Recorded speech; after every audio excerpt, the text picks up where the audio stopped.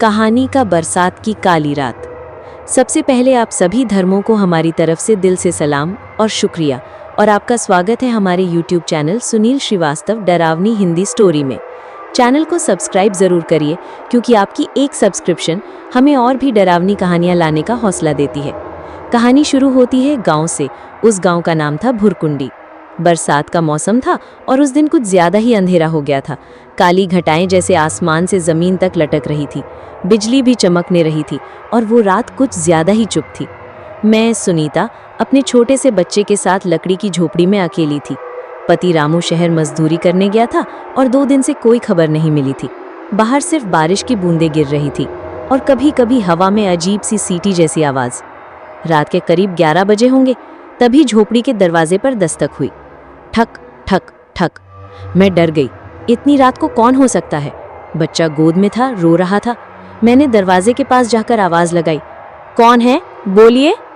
कोई जवाब नहीं। मैंने फिर पूछा, रामू है क्या? रामू? तभी एक अजीब सी सरसराहट की आवाज आई, जैसे कोई बहुत नजदीक से फुसफुसा रहा हो, बच्चा दे दो। मैं कांप गई। किसी की आंखें खिड़की से मुझे घूर रही थी, पर वो आंखें इंसानी नहीं थी, सफेद चमकती हुई, बिना पलक झपकाए। मैंने तुरंत दरवाजा अंदर से बंद किया और दिया जला लिया। लेकिन दिया जैसे ही जला, हवा का एक तेज झोंका आया और दिया खुद ब खुद बुझ गया। अब मेरा बच्चा जोर जोर से रोने लगा था। मैं उसे चुप कराने लगी, पर उसकी आंखें किसी एक कोने में देख रही थी और उसने अचानक बोलना शुरू कर दिया, मम्मी वो देखो, दीदी बैठी है। मैंने डरते हुए उस कोने की तरफ देखा।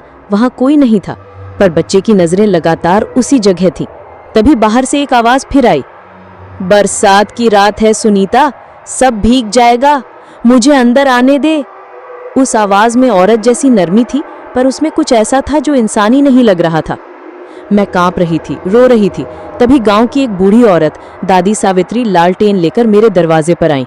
उन्होंने जोर से कहा, सुनीता अंदर रहो, कुछ भी हो जाए दरवाजा मत खोलना। मैंने हाँ में सिर हिलाया। दादी सावित्री वहीं बैठ गई।